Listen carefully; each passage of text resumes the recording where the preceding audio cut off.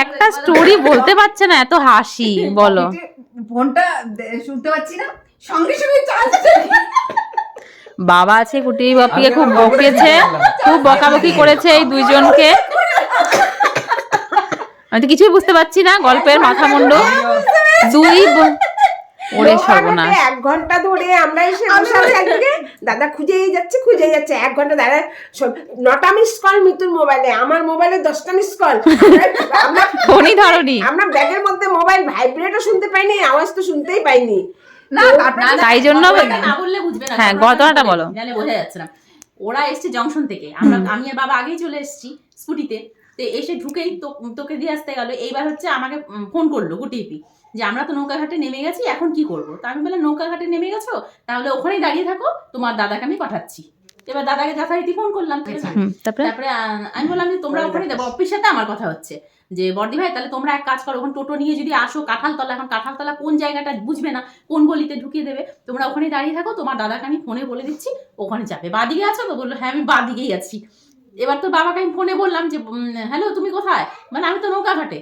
আমি যে বর্দি ভাইরা চলে এসছে, আমি তো খুঁজেই যাচ্ছি, পাচ্ছি না। আমি বললাম দেখো ভালো করে ফোন করো। এবার ফোন রেখে বাবা অনেকবার ফোন করেছে ওদেরকে, ওরা ফোন ধরে না। আমি ফোন করে যাচ্ছি, ফোন ধরে না। তারপরে বাবাকে আবার ফোন করলাম, পাওয়া গেছে? বলে কি না এগুলো ফোন ধরে না, এমন আমাকে তখনই বলছে যে কি বলবো এগুলোকে, এগুলো চলার মতো না।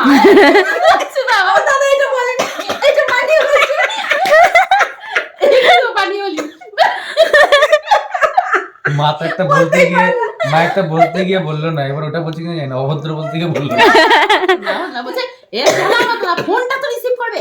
আমি বললাম কি টেলাটা আমি বলেছি, আমি ঠিক দেখো এখন তোমার ফোনটা কত টেলা। একটা চান্স ছাড়ে না যে এখানে এসে বলছে মানে হাতে রাখবি তো ফোনটা, হাতে রাখবি তো, সঙ্গে সঙ্গে আমি এই ভুলটা করি না। আমি বললাম কি আমি দিল্লি পর্যন্ত ঘুরে এসেছি একা, ফোনটা আমার হাতের মধ্যে, যদি কখনো ফোন করে আমি যদি না ধরি এরা টেনশনে পড়বে। ফোন আমার হাতে, আর এরা এখন ফোনটাকে ব্যাগের মধ্যে নিয়ে 10টা মিস কল হয়ে আছে, টেরি পায় না ভাইব্রেট কিছু হচ্ছে না। তারপরে দেখি কি অনেকক্ষণ পর এবার বাবা তো রেগে গেছে, বাবা তো ওখানে খুঁজে যাচ্ছে। তারপরে দেখি বর্দি ভাই আমাকে ফোন করেছে, বলছে হ্যাঁ বৌদি আমি না ফোনটা জানো তো দেখিনি, এখন খুলে দেখি 8টা মিস কল তোমার। আমি বললাম কি তোমার দাদা, বলে কি দাদারও কতগুলো মিস কল। আমি বললাম কি এইবার তোমার দাদার সাথে দেখা হলে ধাওয়াটা কেমন দেয় দেখো। শোনো আমরা তো রিজার্ভ করে আসছি টোটো, হ্যাঁ কত 200 টাকা নিয়েছে না, তো ও আমাদের বাড়ি পর্যন্ত পৌঁছে দেওয়ার কথা। মানে জংশন থেকে তোমার 200 নিয়েছে? আমি শোনো না ডিরেকশন নিতে হতো তোমাদের কাছে। তো ওই নৌকা ঘাটে এসে টোটোওয়ালা বলছে ডান দিকে যাবো না বাদিকে, আমি জানি বাদিকে, জলপাইগুড়ি বাস স্ট্যান্ড বাদিকে। তো আমি বললাম কি আমি ডান দিকে, আমি বললাম কি রাস্তাটা এই সাথেই পার হয়নি, তো আমি বললাম ডান দিকেই দাও। ডান দিকে গিয়ে আমরা একটা ছোট দোকানের সামনে করে দাঁড়িয়েছিলাম, আর দাদা আমাদের বাদিক থেকে বোধহয় ওই রাস্তার সামনে দিয়েও খুঁজে টুজে গেছে। আমাকে বলেছে বাঁদিকেই দাঁড়িয়ে আছি, আমি ওখানেই দাঁড়িয়ে থাকবো। প্রথমে যখন বাবাকে বললাম বাবা কি বাঁদিকে পুরোটা খুঁজে যাচ্ছে, আমি বললাম তোমার দাদা পাগলের মতো খুঁজে যাচ্ছে তোমাদের, এবার দেখা হলে কেমন খাওয়া খাও দেখো। তারপরে বলে কি আমাকে বলে কি এই দেখা হয়ে গেছে, ওই যে দাদা, বলে কি ওই যে দাদা, আমি বললাম তবে দেখার পরে তোমাদের কি ওইটাও ভুল করেছি। আরে দাদা গেল, দাদা ওটা দাদা ছিল না, না ওর দাদা ছিলই না।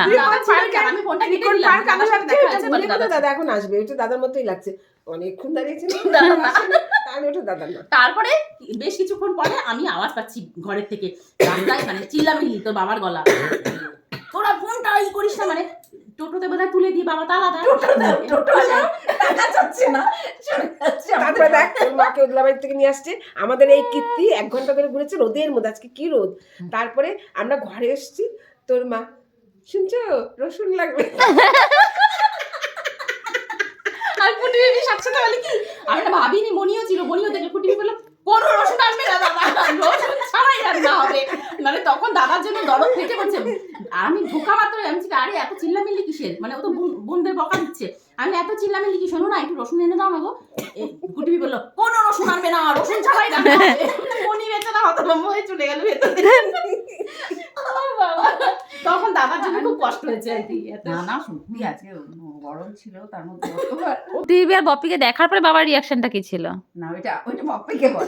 মাধু 7 দিন আগে তুই ঠিক এই জায়গাটাতে আসছিলি, 7 দিনের মধ্যে তুই